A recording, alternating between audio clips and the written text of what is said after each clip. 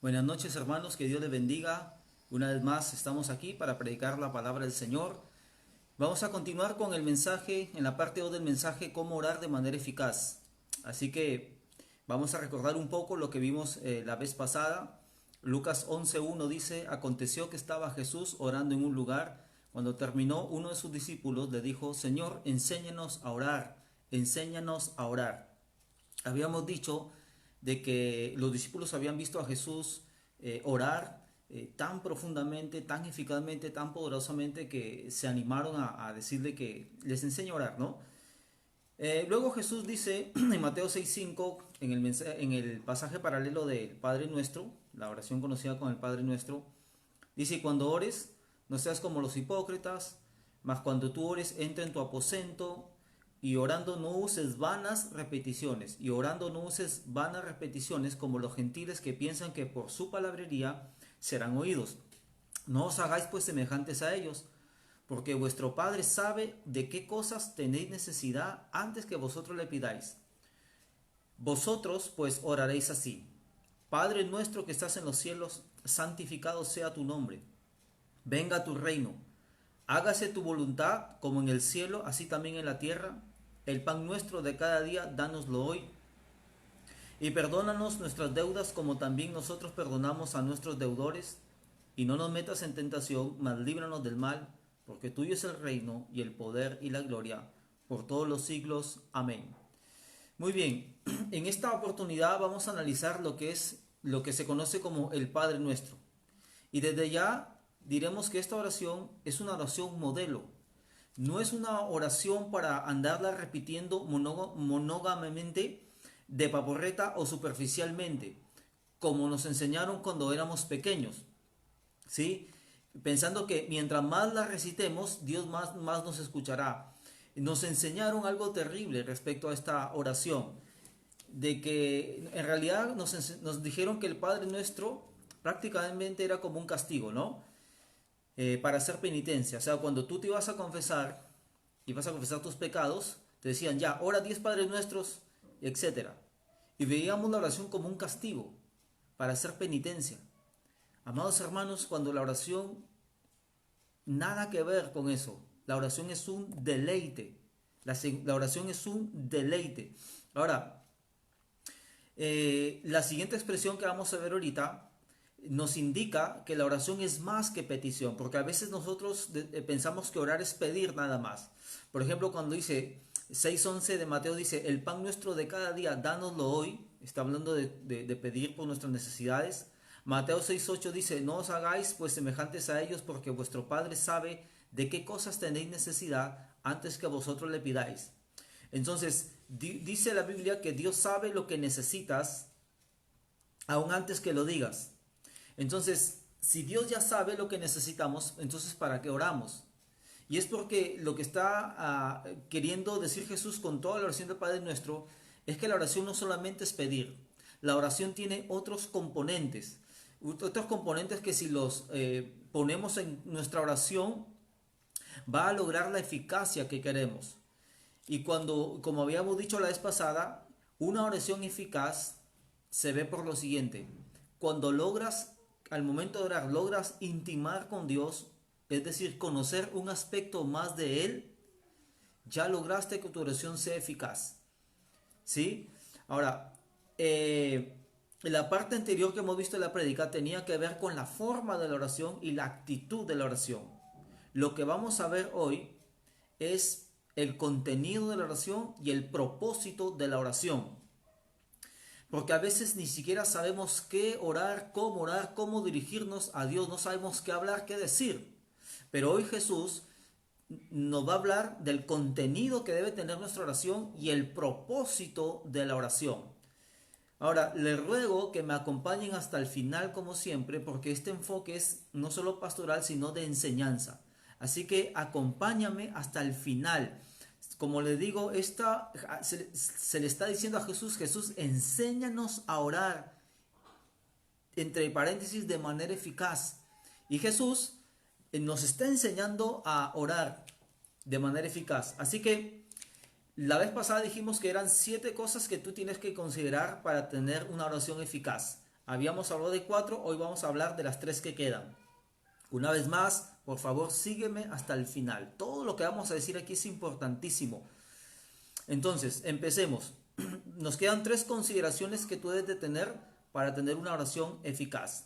O sea, la quinta consideración es: toma en cuenta la estructura del Padre Nuestro. El Padre Nuestro, la oración conocida como el Padre Nuestro, tiene una estructura. Las primeras tres partes de la oración tienen que ver exclusivamente con Dios. Por ejemplo, Padre Nuestro que estás en los cielos, santificado sea tu nombre, venga tu reino y hágase tu voluntad. Las primeras 3 peticiones tienen que ver con Dios. Lo primero que tú tienes que hacer antes de pedirle, antes de fijarte en ti en la oración, antes de pedir por otro, por alguna necesidad, etcétera, es Dios quien tiene que ser el enfoque de tu oración. Y las segundas 4 partes de esta estructura del Padre Nuestro tienen que ver ya con nosotros mismos. Entonces, digamos, hay 7 partes en esta estructura de la oración del Padre Nuestro. Las 3 primeras tienen que ver con Dios y las 4 últimas tienen que ver con nosotros.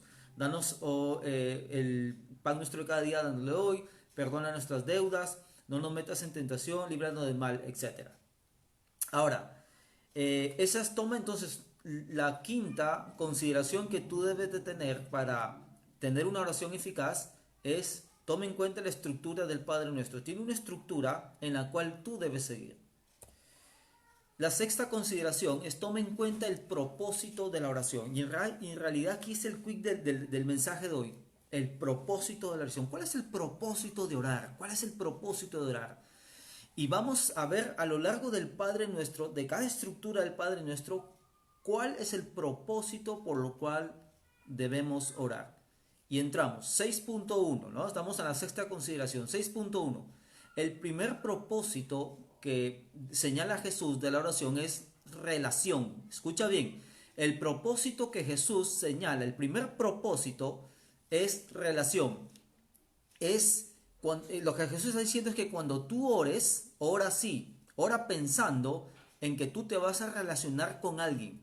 El tiempo de relacionarte con tu Padre Celestial. Entonces, ¿qué es oración? Número 1, oración es relación. Dice: Padre Nuestro que estás en los cielos. Jesús, antes a Dios se le conocía como Yahvé o Jehová, ¿no? Es lo mismo, Yahvé o Jehová. Para algunos Yahvé, para otros Jehová, pero al final es lo mismo, ya que el nombre de Jehová o de Yahvé inicialmente solo tenían consonantes y no habían vocales. Así que Yahvé o Jehová indistintamente apuntamos al mismo Dios. No son 2 dioses, es el mismo Dios. Entonces, antes se dirigían a Dios como Jehová, Yahvé, Adonai, etc. Ahora Jesús presenta a Jehová Dios como el Padre, como el Padre. Esta expresión indica que Dios quiere que nos acerquemos a Él de manera, como una relación filial, de hijo a padre. Ahora, una vez más, estamos en el propósito de la oración. El propósito de la oración es relación, es relacionarte con Dios. Es relacionarte con Dios. Como un hijo se relaciona con su padre. Ahora, escucha bien lo que voy a decir. Pero no todos somos hijos de Dios. Miren cuando Jesús dice: cuando oren, no sean como los hipócritas, no sean como los gentiles que no conocen a Dios. Ustedes deben orar así. Es decir, que Jesús ya está, digamos, haciendo una distinción entre aquellos que se pueden acercar a Dios como hijos y como Dios su Padre, y otros no. ¿Me dejo entender? Jesús está diciendo: ustedes, cuando oren, oren así: Padre Nuestro. No todos pueden acercarse a Dios como su Papá Celestial. ¿Por qué? Y aquí vamos a romper un paradigma, porque no todos somos hijos de Dios. El paradigma popular es que todos somos hijos de Dios, y la Biblia dice que no todos somos hijos de Dios. Uno, escucha bien, uno tiene que tener ese derecho de ser hecho hijo de Dios, y ese derecho, el único que lo puede dar es Dios mismo. Si Dios no quiere darte ese derecho, no te lo va a dar. De la misma manera, escucha bien, y aquí vamos a ver versículos bíblicos. De la misma manera que un papá adopta a un hijo al que él quiere. Si quiere lo adopta y si quiere no lo adopta. Un papá que adopta a un hijo, obviamente no un hijo natural de él, si no adopta un hijo, no está obligado a adoptar a nadie. Lo adopta por amor, por misericordia, etcétera, etcétera.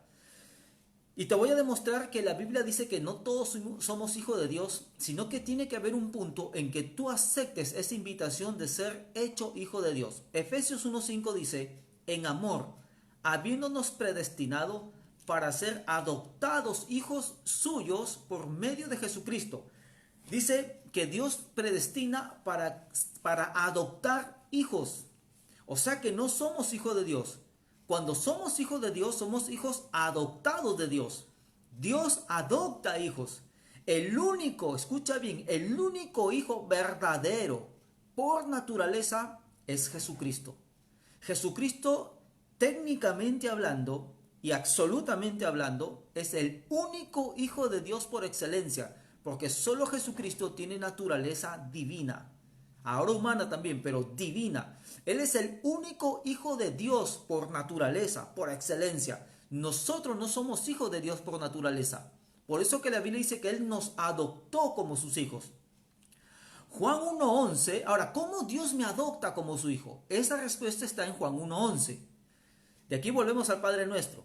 Dice, a lo suyo vino y los suyos no lo recibieron. Está hablando de Jesús. Mas a todos los que le recibieron, a los que creen en su nombre, les dio potestad, derecho de ser hechos hijos de Dios, los cuales no son engendrados de sangre, ni de voluntad de carne, ni de voluntad de varón, sino de Dios. Mira, nota lo que dice Juan, tremendamente revelador. Primero dice que a los suyos vino y los suyos no le recibieron. Hay gente que no le recibió Cristo. Mas a todos los que le recibieron y a los que creen en su nombre, uno, les dio el derecho de ser hechos hijos de Dios. O sea, no lo tenían, sino que les dio el derecho.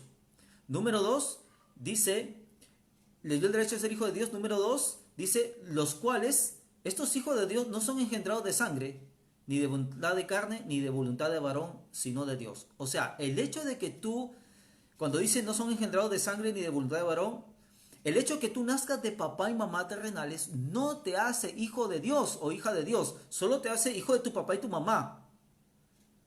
Te haces hijo de Dios, dice, estos hijos son engendrados no de voluntad de carne, de sangre, ni de voluntad de carne, ni de voluntad de varón, sino de Dios.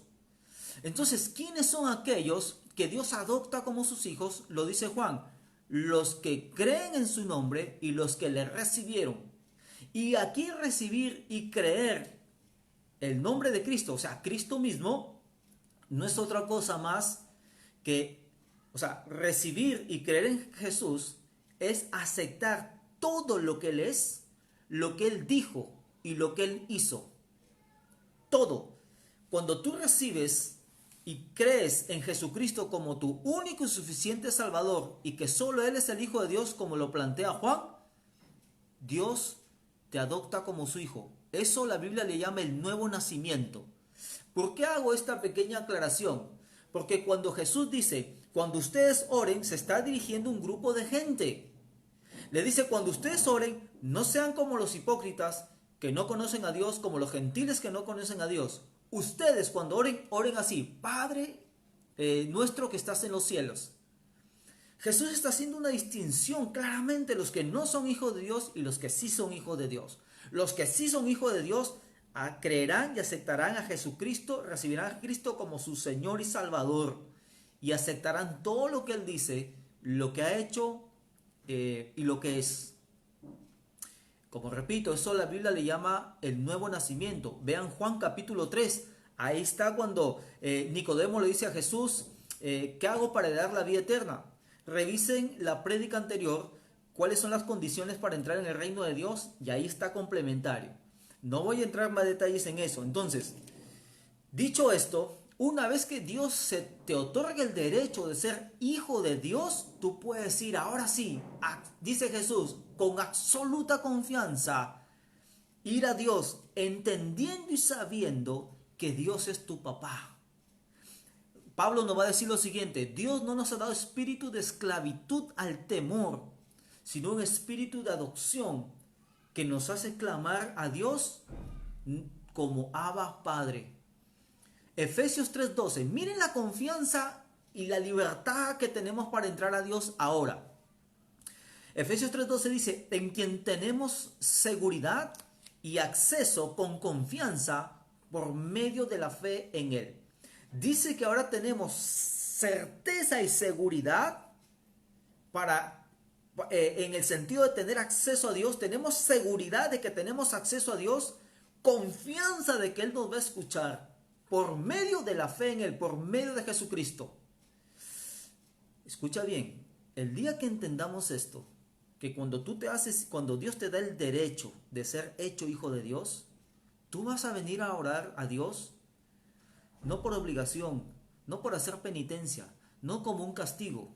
Cuando nos decían, ya confieso mis pecados, ya reza 10 Padres Nuestros. No, vas a venir como ya eres consciente que Dios es tu papá y que puedes acercarte a Dios como tu papá, vas a venir con deleite, con confianza, con seguridad, sabiendo que tienes acceso directo a Dios. Te suplico que te vayas memorizando esto que estoy diciendo, lo que dice Efesios 3:12. Tenemos seguridad y acceso a Dios con confianza. ¿Por medio de quién? De la fe en Él, en Jesús. Entonces, ¿cuál es el primer propósito de la oración? Relación.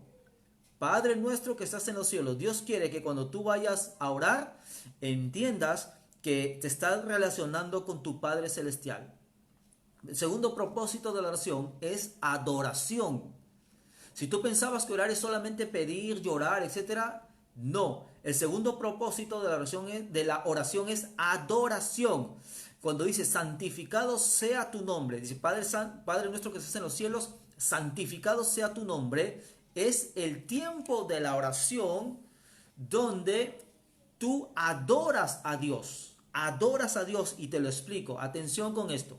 Dice, santificado sea tu nombre, es la parte donde tú adoras a Dios, alabas a Dios, exaltas a Dios. ¿Por qué? ¿Qué es santificar? Santificado sea tu nombre. ¿Qué es santificar? ¿Qué es santificar el nombre de Dios Padre? La palabra santificar significa honrar como santo o reverenciar.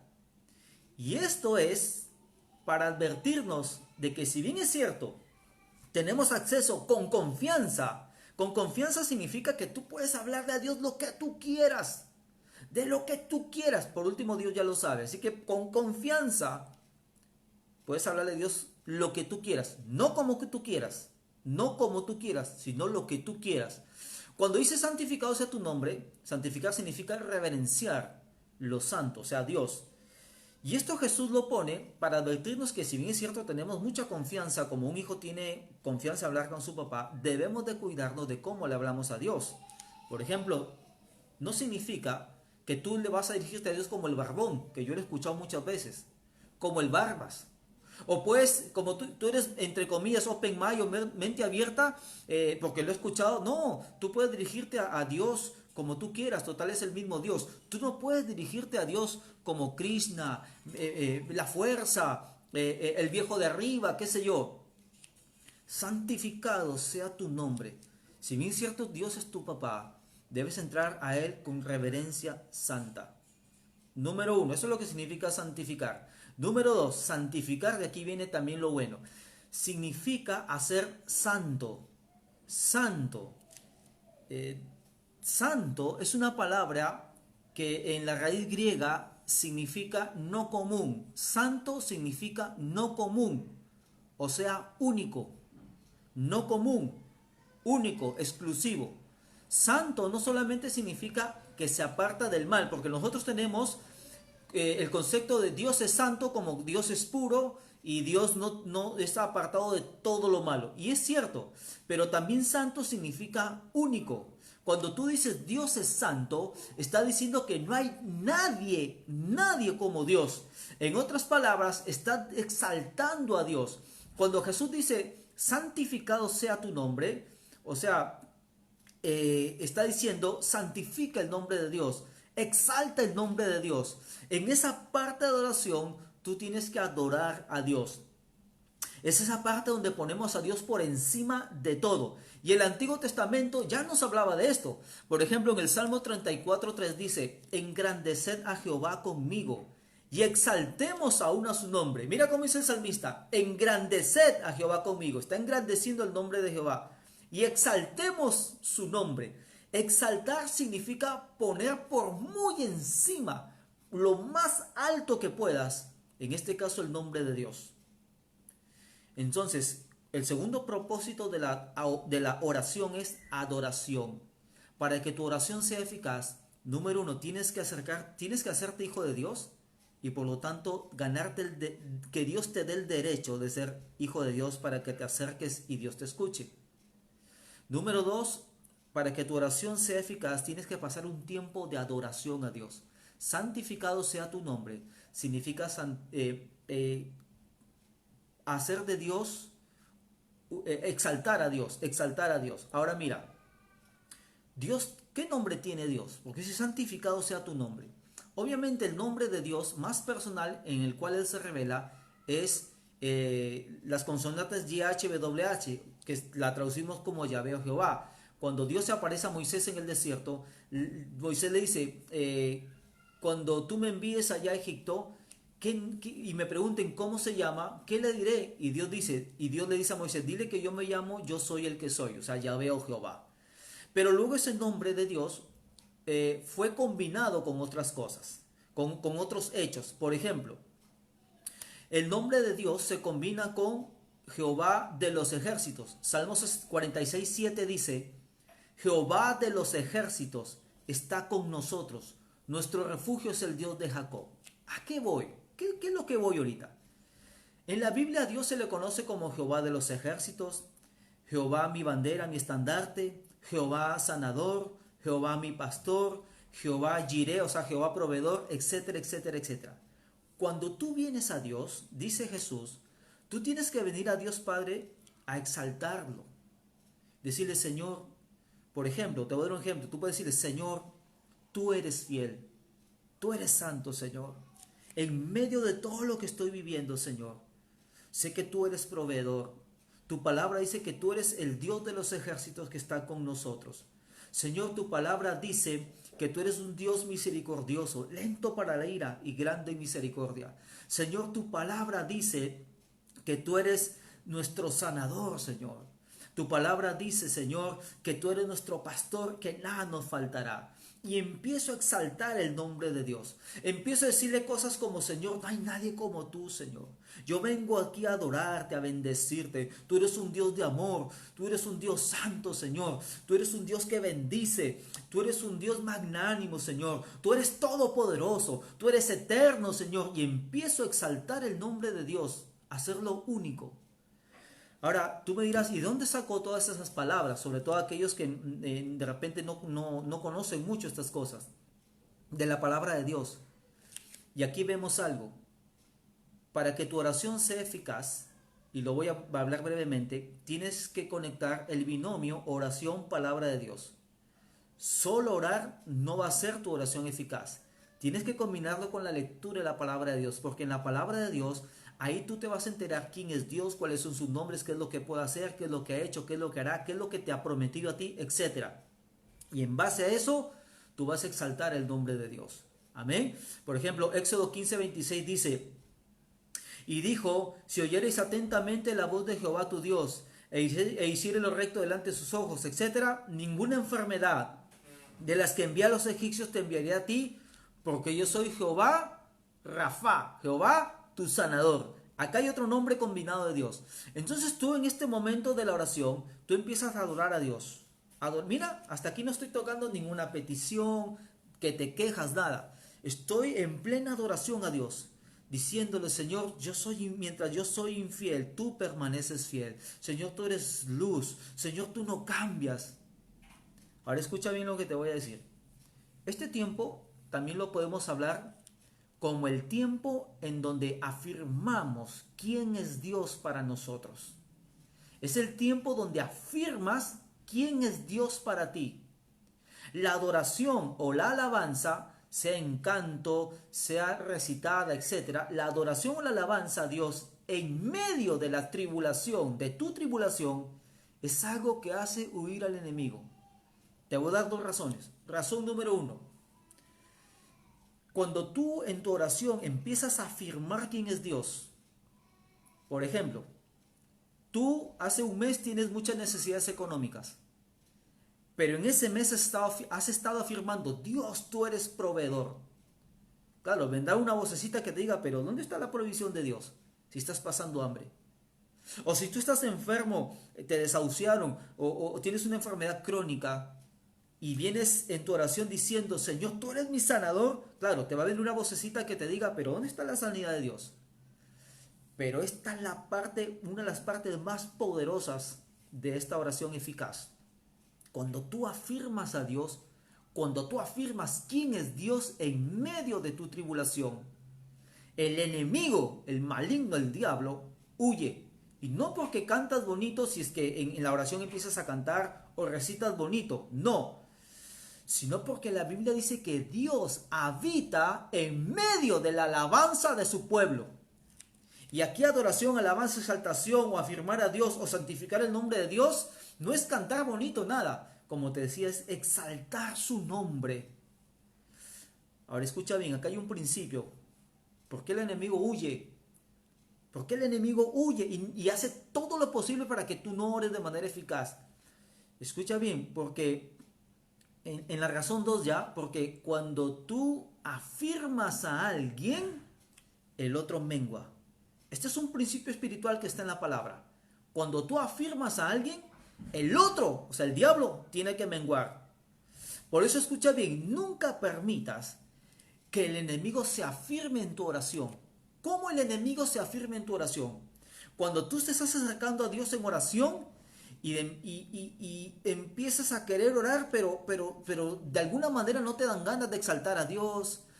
Lejos de hacer una oración potente, una oración de declaración de fe, diciendo que es proveedor Dios, que es sanador, que esto es estandarte, que esto es bandera, que esto es escudo, etc., no quieres hacerlo. Cuando tú no adoras a Dios en tu oración, cuando tú no afirmas a Dios en tu oración, el enemigo se afirma. ¿Y sabes lo que va a afirmar el enemigo? Derrota, fracaso, pobreza, miseria, desánimo, duda, incredulidad. Pero cuando tú en medio de tu escasez, tribulación, angustia, persecución,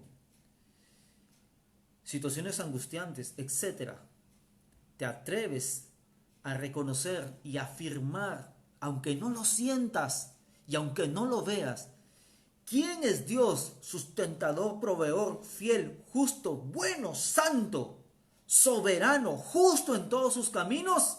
En medio de dos cosas, el enemigo huye y tu fe es incrementada y tu espíritu es fortalecido. Vas a ver que terminas lo más probable ese tiempo de adoración a Dios y vas a ver cómo la tristeza, la ansiedad y la angustia empiezan a correr y a huir de ti. Adorar a Dios, que eso significa santificar el nombre de Dios, es afirmar quién es Él por sobre los hechos. Nunca permitas que el enemigo ni las circunstancias te digan quién es Dios. Si estás enfermo, dudas de que Dios sana. Si hay escasez, duda de que Dios provee. Si alguien ha fallecido, duda de la soberanía de Dios. Nunca permitas que el enemigo entre en tu oración y se afirme él en tu oración. Nunca permitas que las circunstancias te digan quién es Dios, que no sana, que no provee, que no es fiel, etc. Ahora, no se trata de negar los hechos, sino de afirmar a Dios en medio de los hechos. Según de Corintios 4, 7 al 9 dice, pero tenemos este tesoro en vasos de barro, para que la excelencia del poder sea de Dios y nosotros, que estamos atribulados en todo, pero no angustiados. Dice, en apuros, mas no desesperados, perseguidos, mas no desamparados, derribados, pero no destruidos. Miren esta oración, miren esta declaración. Y comienza diciendo, para que la excelencia del poder sea de Dios y no de nosotros. Que aunque estamos atribulados, no nos angustiamos. Miren esta declaración, miren esta afirmación de quién son ellos en Dios y quién es Dios en ellos. Escucha bien, hermano. Muchos de los que afirmaron quién era Dios en medio de, pudieron cambiar sus circunstancias. Dice la Biblia en Hebreos 11, porque por fe se entiende la declaración de fe en la oración, porque por fe conquistaron reinos, hicieron justicia, alcanzaron promesas, taparon bocas de leones, apagaron fuegos impetuosos, se hicieron fuertes en batalla. Aún las mujeres recibieron a sus muertos mediante resurrección. La declaración de fe en la oración, que no es otra cosa que afirmar quién es Dios en tu oración.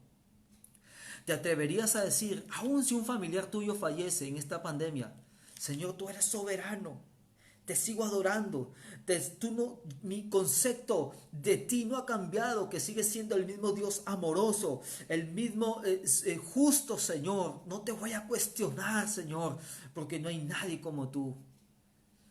Eso debe contener tu oración, afirmar quién es Dios. Y cuando tú adoras a Dios, Dios, dice la Biblia, habita en medio de la alabanza de su pueblo. Y la manera de tú conseguir victoria en algo o contra alguien, me refiero al enemigo, es la presencia de Dios. Moisés lo sabía muy bien. Moisés le dijo a Dios, si tu presencia no va con nosotros, no nos saques. Moisés no le dijo, ármame un ejército, ponme misiles, ponme los mejores guerreros. Si el otro ejército es 100,000, yo tengo que ser 1,000,000. No dijo eso Moisés. Si tu presencia no va con nosotros, no nos saques. ¿Saben por qué? Lee la Biblia de Génesis a Apocalipsis.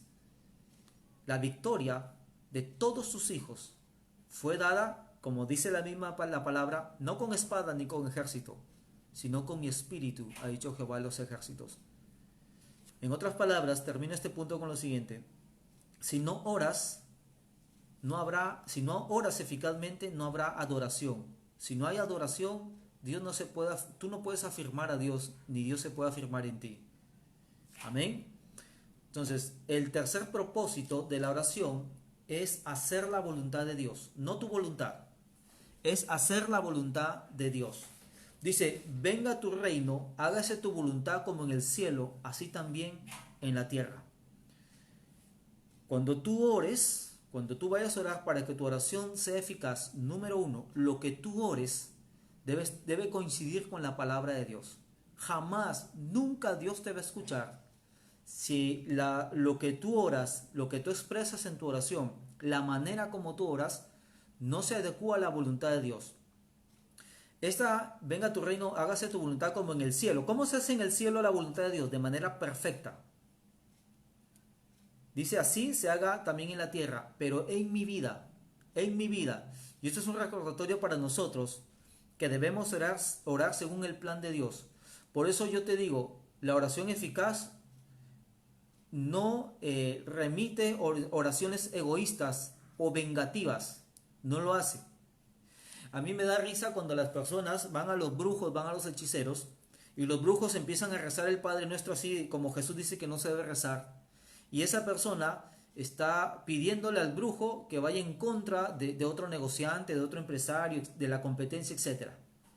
Jamás, Dios nunca va a escuchar esa oración. Aparte que Dios no escucha a los brujos, ¿no? Eso va en contra de la voluntad de Dios. Dios detesta eso muy claramente. ¿Cuál es la voluntad de Dios? Estamos en Mateo 6. Mateo 6:33, más abajito, más adelante dice, busca primeramente el reino de Dios y su justicia, y todas estas cosas serán añadidas, tu comida, tu sustento, tu abrigo. Esa es la voluntad de Dios, que busques primeramente el gobierno de Dios en tu vida, el hacer la voluntad de Dios. Jesús decía, el hacer tu voluntad, oh Dios, me ha agradado. Hacer la voluntad de Dios no es obedecer a Dios por temor al infierno, por temor a las consecuencias, porque no quiero que me castigue Dios. Jesús decía, el hacer tu voluntad, oh Dios mío, me ha agradado. Romanos 12 va a decir que la voluntad de Dios es agradable, buena, agradable y perfecta. Buena, agradable y perfecta. Efesios 2:13 dice, porque Dios es el que en vosotros produce así el querer como el hacer por su buena voluntad. Entonces, dos cosas aquí para terminar. Cuando tú ores, ora conforme a la voluntad de Dios. La pregunta es, ¿dónde está la voluntad de Dios? En la palabra. Por eso te decía, el binomio oración y palabra de Dios son esenciales para que tu oración sea eficaz. Porque si tú vas a orar solo según tu corazón, según tu conciencia, Dios no te va a escuchar. Dios te va a escuchar si tú oras de acuerdo a lo que Él ha dicho en la palabra que te va a conceder.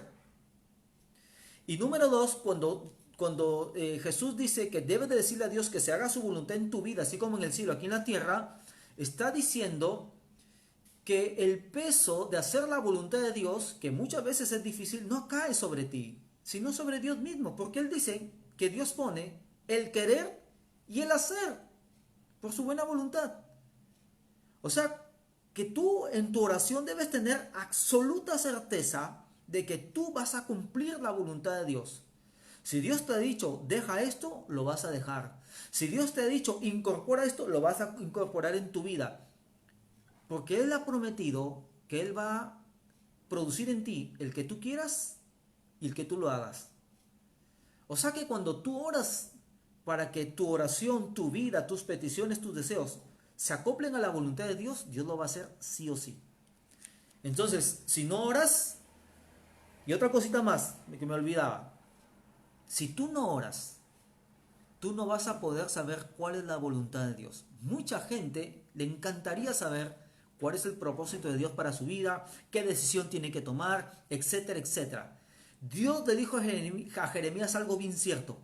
Si tú no entras en el secreto de Jehová, como Jesús también lo dice, no vas a recibir sabiduría para tomar decisiones correctas.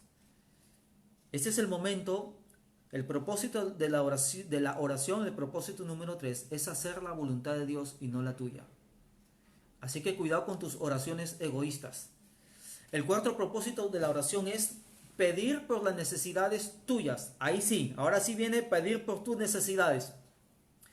Dios quiere que lo adores, Dios quiere que te rindas a su voluntad, y ahora sí viene la parte donde Dios permite que tú ores por tus necesidades. El pan nuestro de cada día, dánoslo hoy, dice la palabra de Dios. Ahora escucha bien. Esta oración del Padre Nuestro nos enseña lo siguiente. Primero adoras y luego le pides a Dios. Porque primero viene la adoración, o sea, santificar el nombre de Dios, y luego viene que le pidas a Dios. Nosotros hacemos al revés. Vamos de frente a Dios a pedirle, y terminamos. Y a veces nos dormimos. Pero quiero que comprendas en este momento el siguiente principio. Primero adoras a Dios y luego le pides. Sea tu oración personal, sea tu oración congregacional, primero adórale a Dios. Ahora salta una pregunta. Jesús había dicho que no es necesario vanas repeticiones, ni largas oraciones, ni palabrerías. O sea, tú no puedes florear a Dios. Y menos, escucha bien, a veces cuando uno ora delante de personas que recién están conociendo a Dios, dicen, pero yo no sé orar, pero yo no oro, no me salen las palabras que a ti te salen. Y quiero aclarar algo, cuando tú oras, tu oración no es para impresionar a Dios. A Dios no le interesa que tú lo impresiones con palabras rebuscadas, etcétera, etcétera. No. La Biblia, Jesús decía ahí en el Padre Nuestro, que Dios ya sabe tus necesidades antes que tú ores. Entonces la pregunta es, si Dios ya sabe mis necesidades, ¿para qué voy a orar? ¿Para qué? Número uno, porque al contrario, ¿no? Como ya sé que Dios sabe mis necesidades, con total confianza más bien voy a Él. Por ejemplo, estimados hermanos, imagínate que tú hagas algo malo, y tu padre ya lo sabe, sabe todos los detalles y sabe de principio a fin lo que sucedió. ¿Qué es más fácil? ¿Confesarle algo malo que tú has hecho a tu padre cuando no lo sabe o confesarlo cuando ya lo sabe? ¿Qué es más fácil? ¿Pedirle a tu papá algo difícil que él no se imagina que lo vas a pedir o que él ya sabe que lo vas a pedir? Obviamente que cuando tu padre o tu madre ya sabe que hiciste algo malo o ya sabe que vas a pedirle algo, te da ¿qué? Más confianza, porque ya lo sabe. Y más aún, si ves a tu papá y a tu mamá sonriente a pesar de lo que has hecho. Así es Dios. Dios ya sabe que has pecado. Dios ya sabe que le has fallado y Dios ya sabe que vas a pecar y Dios ya sabe que le vas a fallar. Y a pesar de eso te dice, ven, quiero que me lo digas. Dios ya sabe todo lo que le vas a decir, pero Él quiere que tú se lo digas. De la misma manera que yo como papá sé los travesuras que hacen mis hijos, pero quiero que me lo digan, me lo confiesen, porque quiero entablar una relación con ellos, porque quiero que aprendan un aspecto más de mí, de amor, de compasión, de misericordia, porque quiero aprovechar esa oportunidad para un aprendizaje o una disciplina.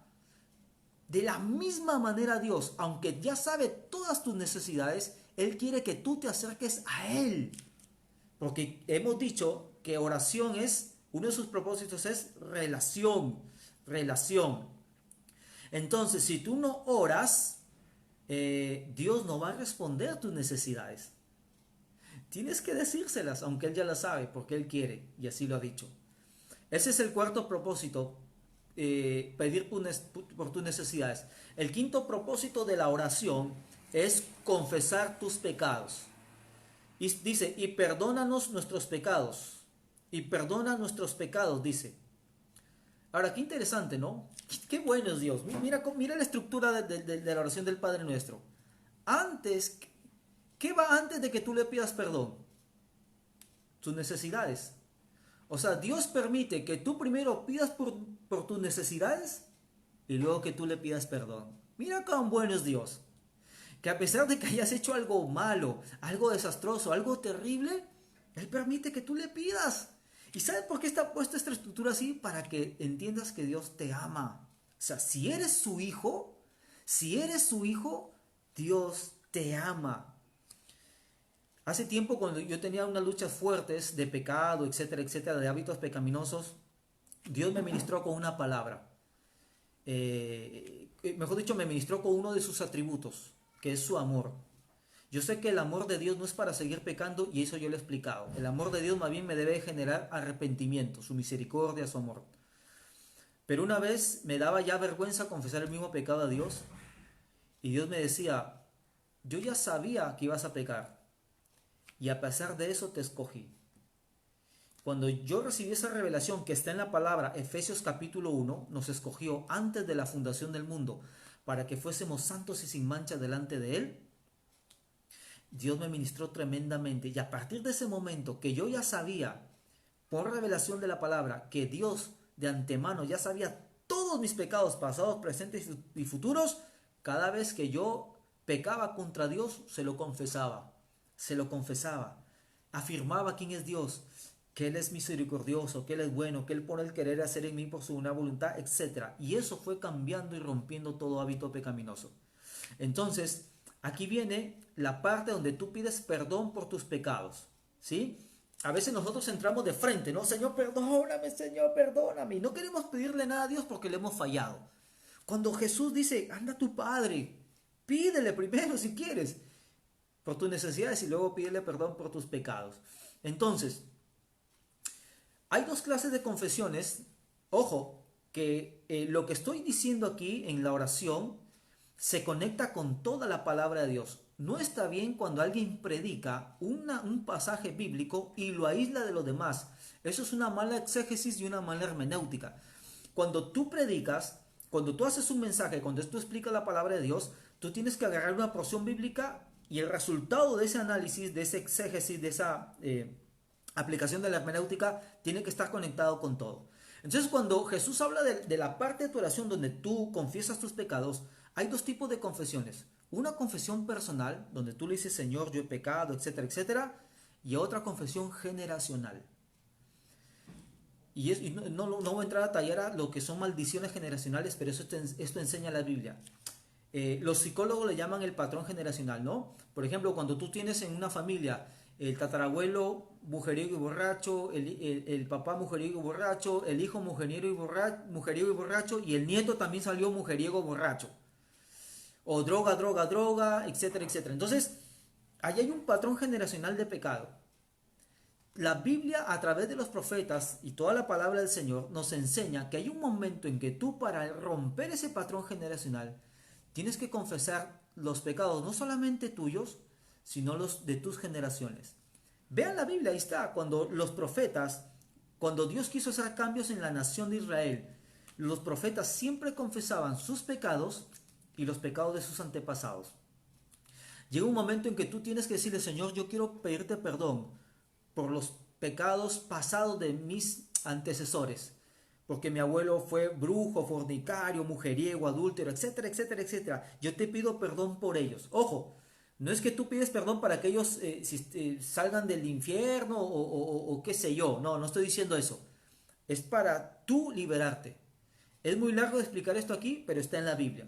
Así que en cuanto puedas, en parte de tu oración, pídele perdón a Dios por tus pecados, y si nunca has pedido perdón por lo que han hecho tus generaciones pasadas, que te están atando igual que ellos, entonces ya lo sabes. Pide perdón a Dios, que la sangre de Cristo te cubra y se va a romper todo patrón generacional.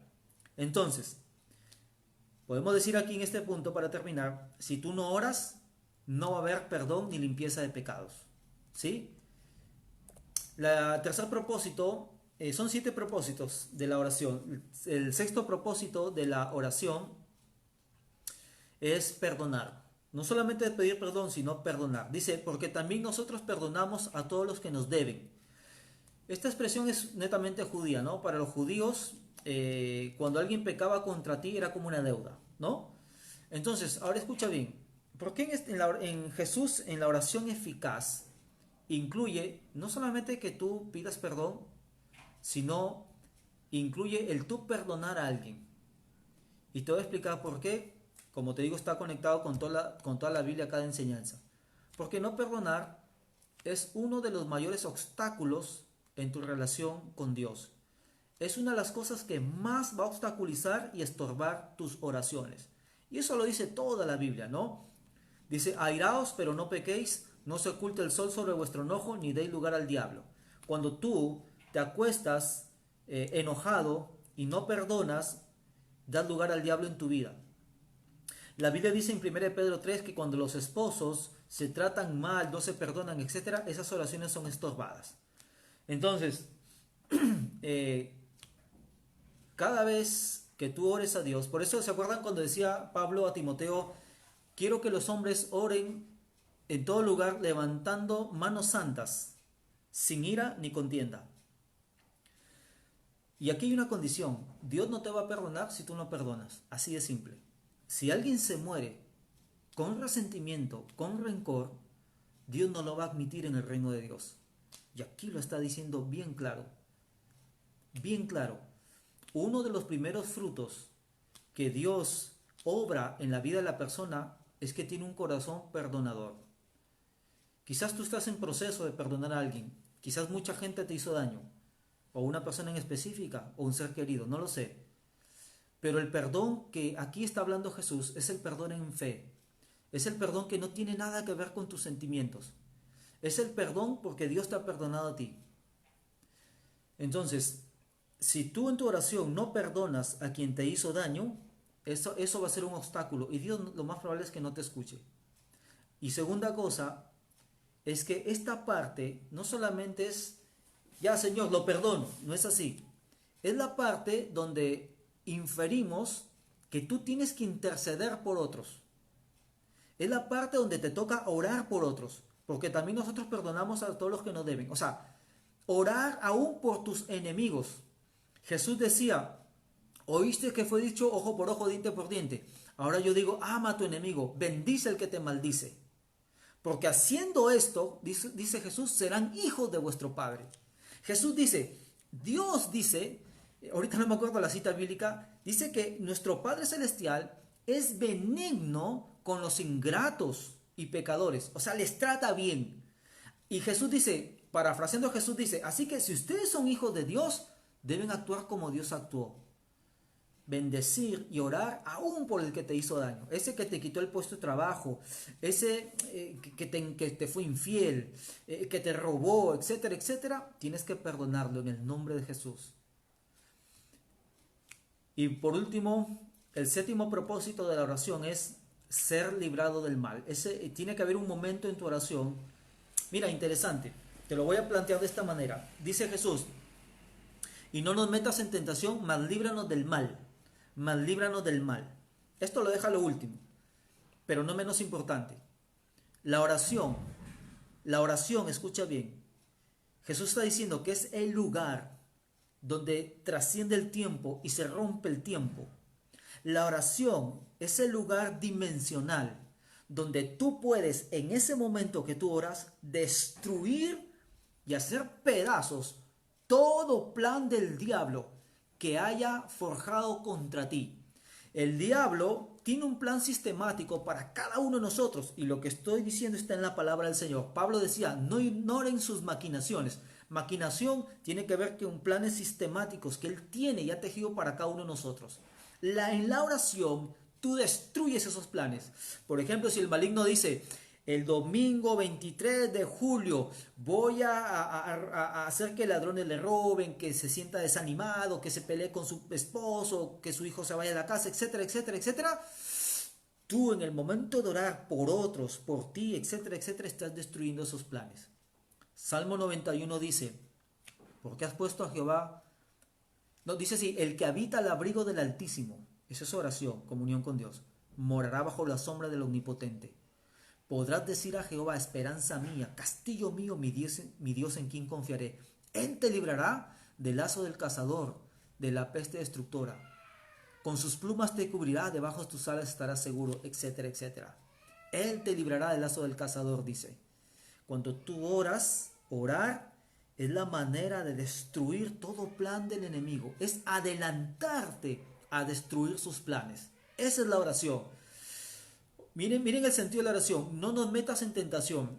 Si tú le dices a Dios que no, Señor, no permitas que yo ofenda, que yo caiga en ira, que yo le engañe a mi esposa, que yo mienta, etcétera, etcétera. Si tú estás orándole a Dios de esa manera, o sea, que te libre de la tentación, tú en el día debes ser consecuente con esa oración. Es decir, si tú le dices a Dios que te evite toda tentación, o sea, que te evite pecar, tú tienes que evitar y huir de toda persona, lugar, etcétera, circunstancia, etcétera, etcétera, que te incita a pecar. Porque si no te estarías contradiciendo, ¿no? Señor, no nos metas en tentación, y las personas, lugares, circunstancias que te hacen pecar, no huyes, sino que estás ahí. Entonces, si tú no oras a Dios, es bien difícil que le ganes a la tentación y al pecado. Cuando tú oras a Dios, te fortalece la presencia de Dios para que le puedas decir no al pecado. Entonces, repito, el propósito de la oración es relación. El propósito de la oración es adoración. El propósito de la oración es hacer la voluntad de Dios. El propósito de la oración es pedir un tiempo para pedir tus necesidades, confesar tus pecados, perdonar e interceder por otros y ser librado del mal. Ser librado del mal. ¿Sí? Entonces, aquí estamos con 6 consideraciones.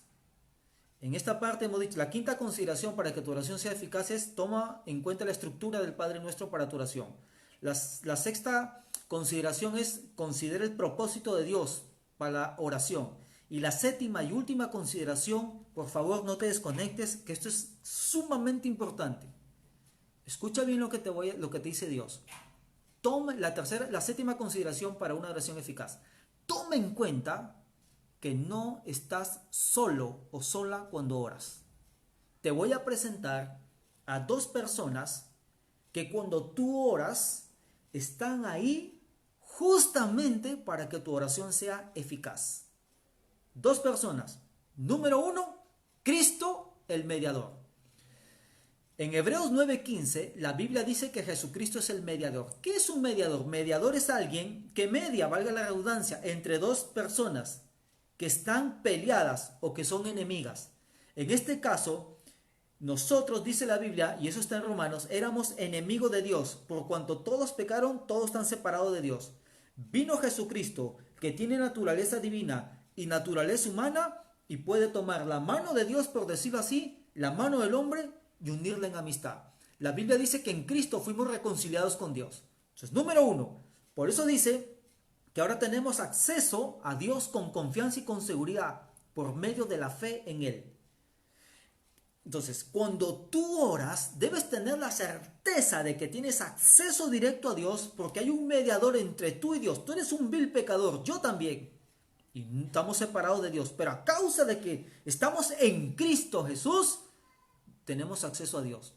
Y número dos, Cristo no solamente es mediador, sino intercesor. Miren lo que dice en Romanos 8:34. ¿Quién es el que condenará? Cristo es el que murió, más aún el que también resucitó.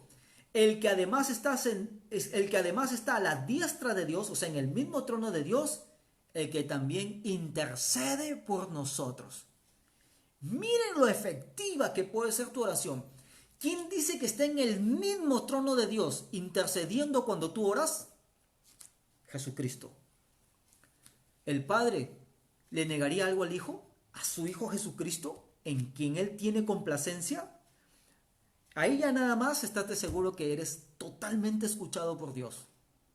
Tienes un mediador y un intercesor que está en el mismo cielo. En el mismo cielo. Intercediendo por ti. Por lo que tú dices. Cuando tú oras. Cuando tú derramas tus lágrimas. Cuando tú estás en angustia. Él está intercediendo por ti. Él está diciéndole, Señor, te voy a contar cómo la intercesión rapidito de Jesús.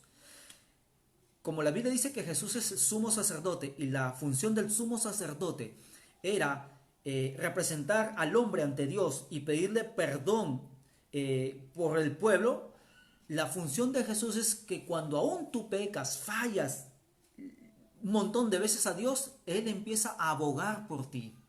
Jesús es mediador, intercesor y abogado. ¿Ya? Estoy tratando de condensar ahorita parte de la cristología aquí. Cuando tú oras, el Señor Jesús está intercediendo por ti. Ahora, la Biblia dice en Apocalipsis 12:11 que hay un acusador de los hermanos, que es el diablo.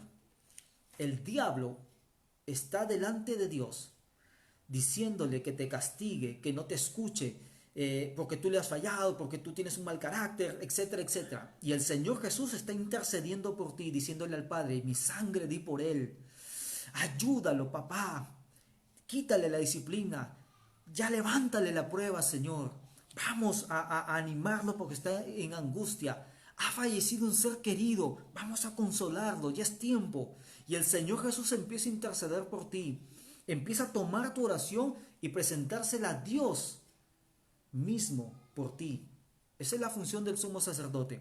En el Antiguo Testamento, la función de los sacerdotes era que cuando el pueblo venía con sus oraciones a dárselas a los sacerdotes y los sacerdotes oraban a Dios por el pueblo.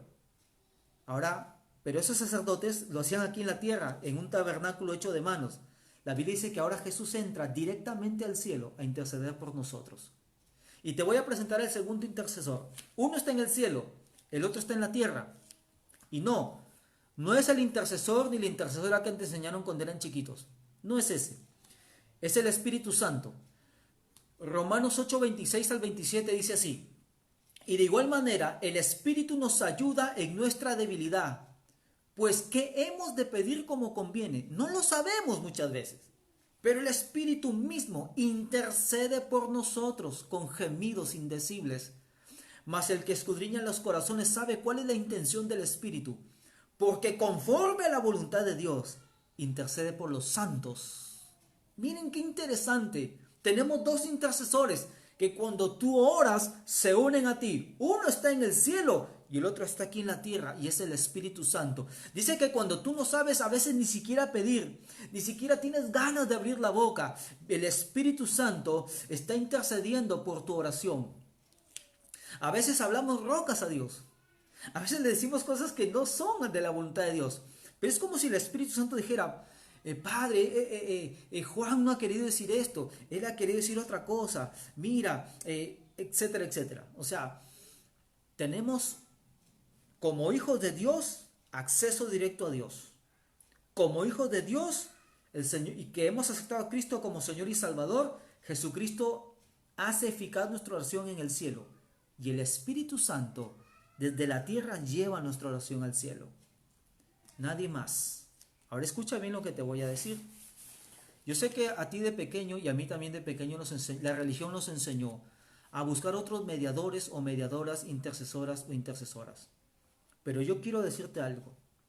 Desde Génesis hasta Apocalipsis no existe el rezar orar o dirigirte a Dios por ningún otro medio, excepto por medio de Jesucristo. No lo hay, no existe.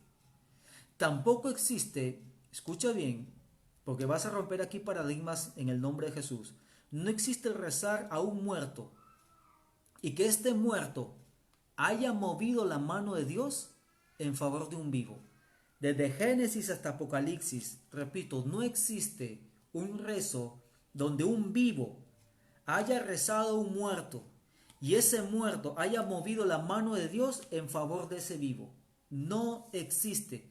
No solamente no existe, Dios lo prohíbe, orar a los muertos. Y no solamente eso, sino que yo te pregunto algo. Si Dios te da el derecho de ser hijo de Dios, y ya te expliqué cómo, si el Padre Nuestro te enseña que si eres hijo de Dios puedes acercarte a Dios con seguridad, con confianza, con acceso directo a Dios por Jesucristo. Si Él te ha dado un intercesor en el cielo que es Jesús y el Espíritu Santo, es contradictorio que tú vayas a otros mediadores intercesoras porque va en contra de la palabra de Dios. Va en contra de la palabra de Dios. Si alguien te dice que si hay otros intercesores o mediadores, tiene que demostrártelo. Así como yo te lo he demostrado, textualmente, literalmente y claramente. Nunca te dejes enseñar una doctrina, entre comillas, bíblica que no esté basada en un texto, valga la redundancia.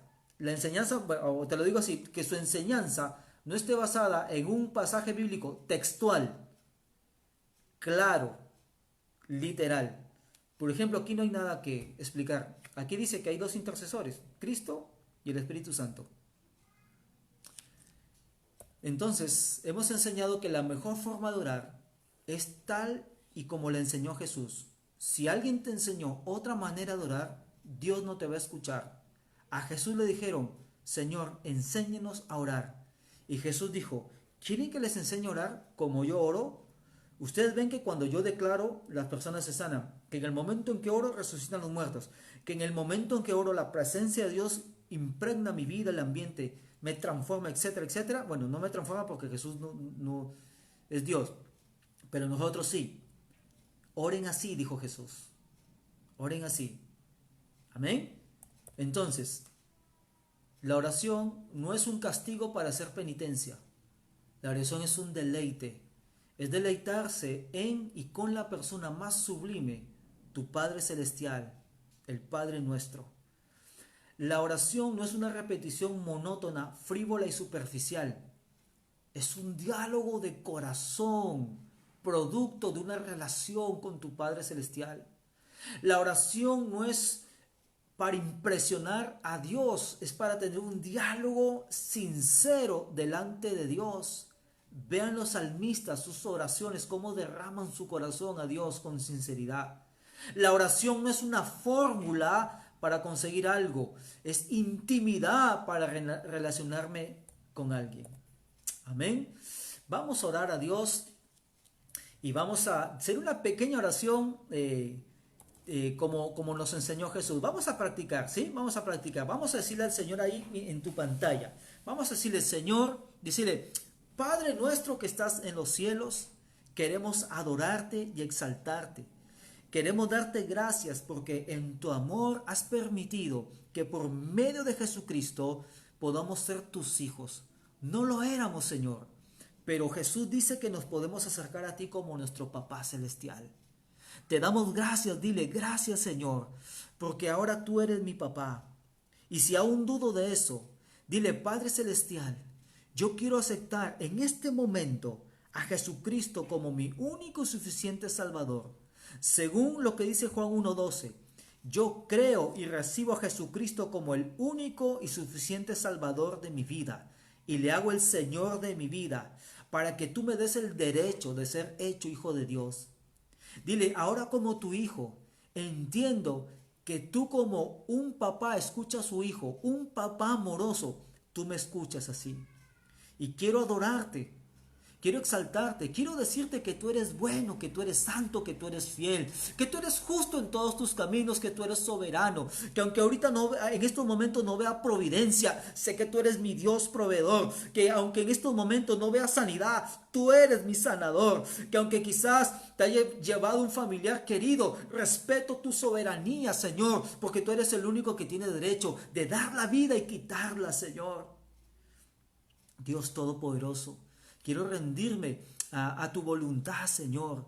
Quiero rendirme a tu voluntad, así como tu voluntad se hace en el cielo y que se haga en la tierra en mi vida. Quiero que me enseñes a orar conforme a tu voluntad.